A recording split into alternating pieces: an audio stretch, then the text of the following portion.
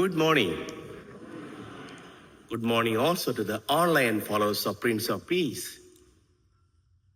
In the Gospel, Luke begins with a simple introductory line.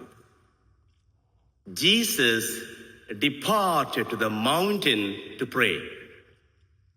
Often a sentence like this can escape our attention. But the question that comes to our mind today, why should Jesus pray? Why should the second person of the Trinity spend whole time, all night in prayer? The Gospel repeatedly tells us that Jesus many times spent all night in prayer, and Mark in his first chapter would say, Jesus got up early in the morning to pray.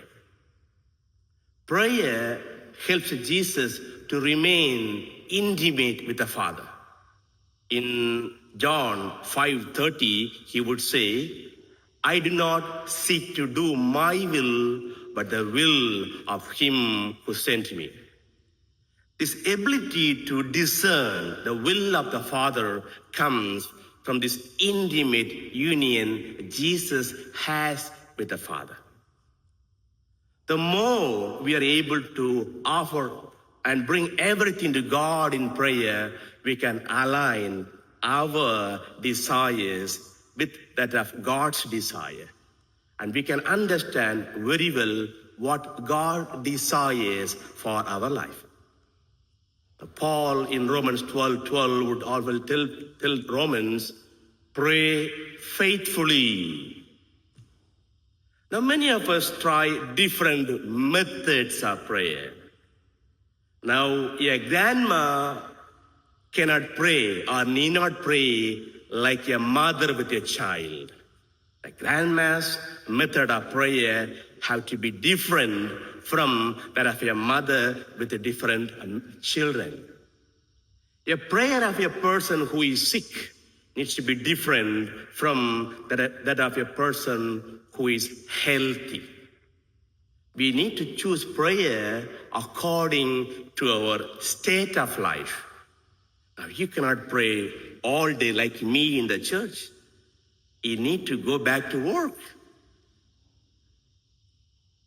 We find God in prayer, but God is sometimes like a Bluetooth of your cell phone, trying to connect to the closest device. Sometimes He's like the Wi-Fi, trying to connect with the strongest signal. The more we are closer to God, the better we are able to connect with Him and discern His will. Today we celebrate the feast of Saint Peter Claver. In the 15th century Spain, when human persons were sold as slaves by other human persons in Cartagena, Peter Claver understood that he is unable to fight this evil institution, which was more than 10,000 years old at the time. But Peter Claver did something unique.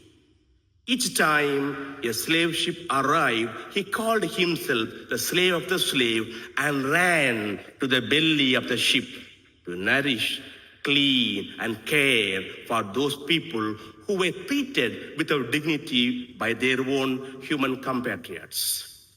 Peter Claver was able to enter and minister to them because he was moved by the love of God, and he was driven by a life of prayer.